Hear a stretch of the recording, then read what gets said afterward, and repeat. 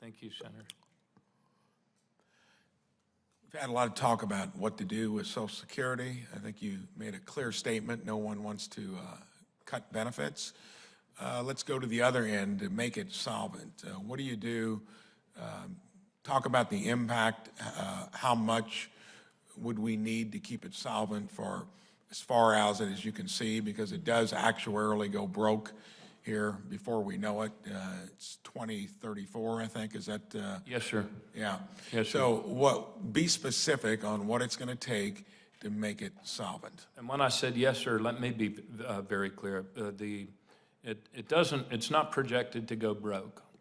It's not ever When projected. you have to cut benefits, and I think Yes, you sir. said 23%. Yes. When that occurs. Yes, So sir. To avoid that. To avoid the that. 23% cut, which is currently scheduled in 2034, Congress would need to make some changes in order to extend it. Would you be specific on what that would be so we can hear it? Because Sure. you're going to know the numbers, or should. Yeah, yes, sir. The president has proposed having people, once they make $400,000, pay again into Social Security. What percentage would that be if that group started paying? What would they have to pay into? What percentage of that income would it be to get it solvent?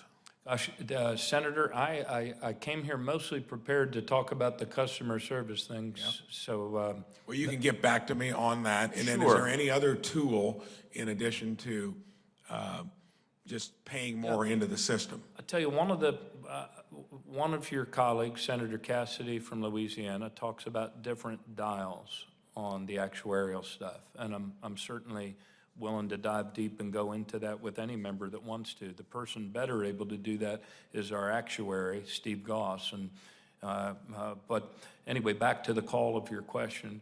On those various dials, you know, members of this body have been putting forward bills. Some people suggest that you should count not only the earned income, but you should also count investment income as part of that. Some have proposed that people should start paying into Social Security, not just when they hit $400,000 on the year, but $250,000 on the year. So those are the policy decisions, or Senator Cassidy, your colleague from Louisiana, says, those are the dials that can be considered. Here's something I learned that I did not know before when I asked about the depletion event last time. I said, what did they get wrong? How is it that Tip O'Neill, Ronald Reagan, Howard Baker, and all these smart people and the actuaries thought that they were creating 75 years of adequate funding, even accounting for the baby boomers? I said, did you not know that the people my age had been born? He said, no, we knew all of that. That was calculated. There were two things we missed. Steve Goss told me they missed the duration and the depth of the recession. They probably should have calculated in a longer recession. The other thing they missed was that changes to the tax code that happened after their bipartisan fix in 1982, which, by the way, only happened about a month before the depletion event, because human beings work against deadlines, I suppose. He said what they didn't calculate was that changes to the tax code would move a lot of the earned income out of that bracket that they were asked to set. They were asked, set it at 90%. So 90% of earned income in America, you pay your Social Security FICA on. They set it at that in 1982, but over the course of time, it shrank to just 82% because of the concentration of wealth among the highest 3 or 4% of earners took it out of that. So those are the two reasons why it was moved up from 2050 to 2034, but it can be moved out again. So raising revenue, a variety of ways might be done. What about the concept of means testing? Do you have an opinion on that? I think one of the beauties of Social Security is that everybody that pays in receives a benefit. I think I would, again, you know, I have to like do a double pump on this because I'm no longer running for office. I will never run for office again. So this is not these policy calls are not my calls. They're yours. So let's go to another one that is probably, it's inherent in almost any federal program. I've weighed in the loudest on Medicare. $60 billion a year in fraud in a program that's as dear as what Social Security would be. Last year alone, I think it was $2.7 billion on urinary catheters. I can't imagine how there could be that much fraud on one item, but that's part of $60 billion. What is the figure of fraud that would be part of Social Security? And beyond fraud, what percentage would there be there of payments made to the wrong beneficiary for the wrong amount? Tell us a little bit about that. Yes, sir. There was a big article, there was a front page article in the New York Times, in fact, just last weekend about fraud and about people hacking into our system, using false identities, in essence, taking over your My SSA Is there a number out there that? Yeah, the number in this article, based on a GAO report, said it was approximately $34 million, I believe, over the last 3 years. 34 million? 34 million by this particular type of fraud. The larger number, there have been some GAO reports I don't have in front of me that looks at fraud across the board of agencies. But in this particular instance of people hacking in, using fake identities and diverting payments, it was 34 million over the last 3 years, and we believe that we stopped 23 million of that. Of the 8 meetings we have in regular rotation for security stat, one of them, Senator, is exclusively focused on fraud, upping our game, getting inside the turning radius of the bad guys and the fraudsters. And I'm glad to be able to report to you that seated at that table, and by the way, it's the only one we close to the public for obvious reasons, seated at that table is our independent Office of Inspector General, because her feedback, without diminishing her independence, is really important to us. To that catheter case, when I read that one about in the Medicare context, yeah, it was, I thought to myself, was nobody mapping this? So we are greatly dialing up our geospatial, our ability to recognize anomalies on the map. I would like your office to get back to kind of categorize, to the best of your ability to do it, how much fraud would be a part of Social Security. It was an alarming amount in terms of what it was for Medicare. And several of us are weighing in on that. And that's arguably a benefit that could be fixed in many other ways, like trying to reform healthcare by making it more competitive. I see ways that you can do it to where you're not up against the actuarial table like you are with Social Security, but we hear about fraud in so many different ways, just like when we did the extended unemployment benefits.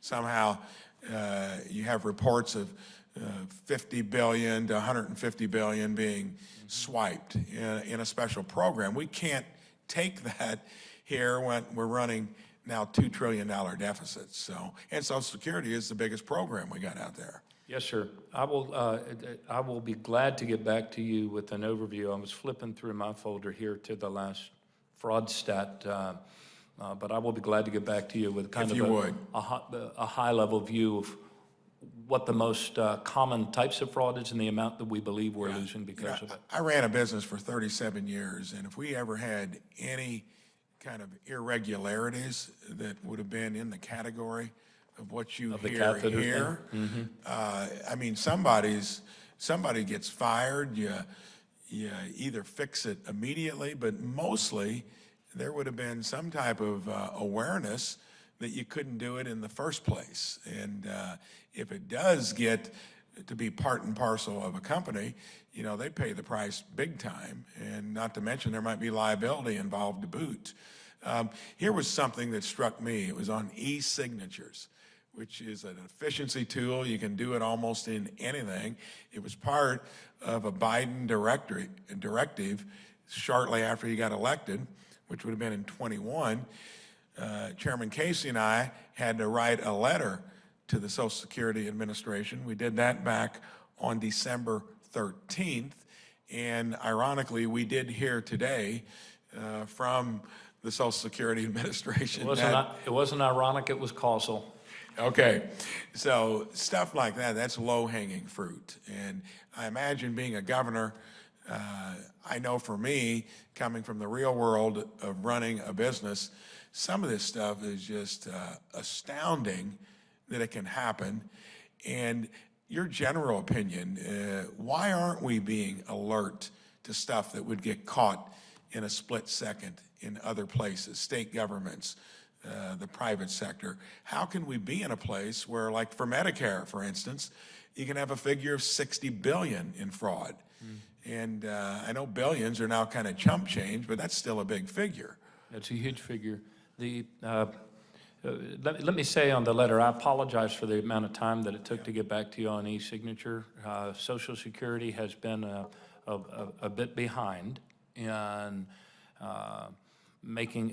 joining the world where e-signatures are, a common way of doing business. We're making some substantial progress. The initial letters and drafts I saw back to you, I didn't think were sufficiently responsive to the question. And I think that'd be a good way to put it. So I made them dig deeper, and it's a much better, I think you see in there, and with the pie chart, and I was just on the phone with the IRS commissioner, or texting him earlier today about a remaining item that we need his help on in order to allow us to do attestations rather than signatures. So we've been doing more e-signatures. We're making progress to that, and also removing requirements that just no longer make any sense for actual signatures when we can do that stuff over the phone. I think this is the thing that most people miss when it comes to waste, fraud, and abuse.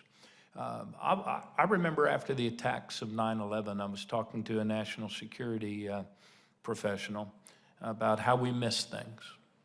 And he said, Mayor. He said, Mayor, if we only knew what we already knew and did something about it. When I was mayor, we started doing something that hadn't been done before. We asked, can you show me all of the top earners of overtime and all of the top users of sick time? And could you rank them from greatest to least? I mean, we couldn't do that in public. There were individual people, and they said, you want what? I said, I want you to rank. I mean, things like that had never been done, or in ambulance runs. What are the addresses that we go to, like time and time again? That's just common sense. You're really forced to do that as a mayor, because if you're letting stuff like that go, people will run you down at a ball game or some other place. You're going to be held accountable. Here, I'm worried about the fact that we've lost that. And one other, Chairman Casey's going to be back shortly. We were going to take a short recess. We may still do that till 11:30. But WEP GPO, to fix it, it's about an $18 billion a year fix, $180 billion over 10 years. That's got an inherent unfairness to it in the way that's kind of come down. Sadly, we're in a position where that'd be difficult to fix due to the fact we're borrowing a couple $1 trillion each year. But the overpayment part of it, if there's one thing that I'd try to get to the bottom of right away, it would be to fix that. Because you mentioned it earlier, I think, in your opening statement, and I'd rather than just give a pass on that, because they're already dealing with the unfairness of not feeling that they're getting benefits that are equal to what others are, is what can we do to prevent the overpayments in the first place, rather than forgiving them once they occur, or either trying to clawing them back, which is insult on top of injury. Right.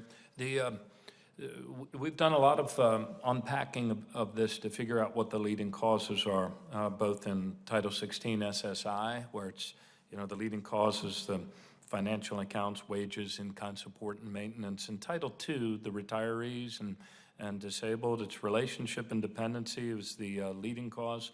Substantial gainful activity, in other words, earning above that is another one. And computations, I suppose, is the larger bucket where the WEP calculations would fall. The reasons we discover these things have to do with the annual, the annual earning adjustments. And frankly, not to sound like a broken record, when you have fewer staff, sadly, it takes us longer to catch up with the overpayments and do the notices and address them than it might have before. So that's a part of this. We are putting forward, we just put forward regs on, not exactly related to web, but we did put forward regs on the payroll information exchange. So our ability with a large national company like Equifax to be able, in a data solution, to immediately be able to identify when, you know, a person's earnings. So hopefully that will mitigate some of these overpayment I problems. think that would be an important one. And then probably the most basic thing for anybody that's offering a service of some sort.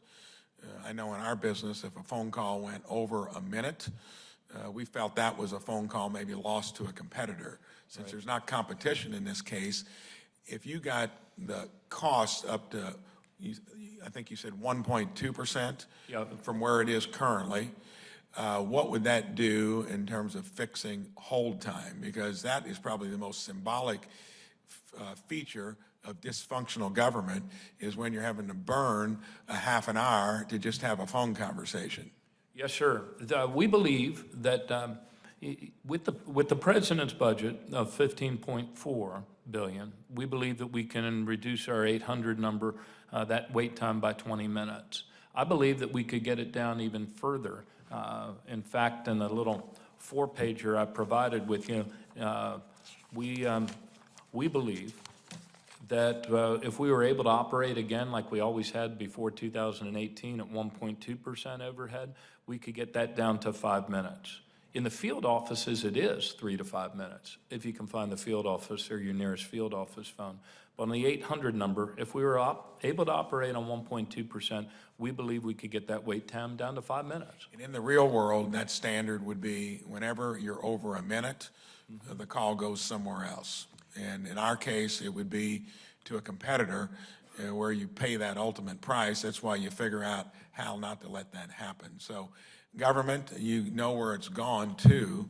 It's got to get back down into where people, for basic questions in any government agency, don't have to hang on to the phone more than a few minutes at the most. Yes, sir. And it's a trust. I mean, our expectations, our consumer expectations, also apply to our government.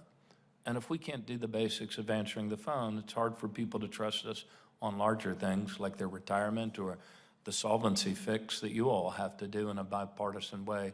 I'd like to believe that as we fix the very immediately and fixable customer service crisis, that'll put some more oxygen of trust in the room for you men and women when it comes to the longer-term solvency. We're blessed with a lot of time, and we're almost to the point where we're going to recess anyway.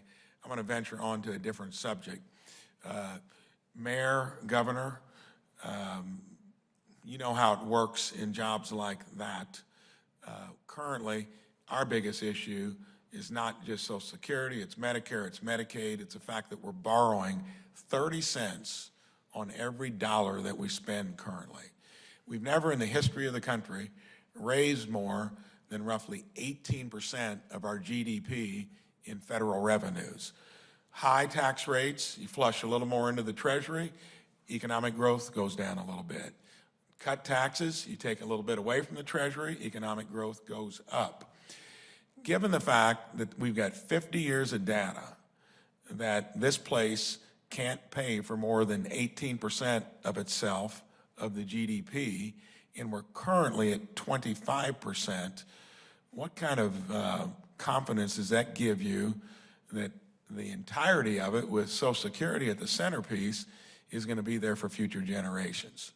Well, the good news about Social Security is it doesn't contribute to the deficit. So that's why, you know, the ability to close this yawning gap between the declining staff and the rising beneficiaries, the dollars are already there to do it, and it doesn't contribute to the deficit. People have already paid it in their FICA. Some of those other... It would, though, at some point, if you were at the point of cutting benefits or borrowing money or having to do it through the general fund. Would you agree with that? Well, that is true. And it would also be true that if I would imagine any fix to the WEP would require the infusion of general funds. But the good news on answering the phone calls and getting people's disability determinations done before they die, that we could do with 1.2%, and it won't add to the deficit. You would think. I'd call that low-hanging fruit. Yes, sir. We need your help picking that fruit. Well, I think we'll have a short recess until the chairman gets back. Okay, give you a breather. Thank you, Senator. I know that Ranking Member Braun just finished, I guess, a couple of minutes ago. So, Commissioner, I'll be the last questioner, unless we have someone else who might. We're good. Okay. I wanted to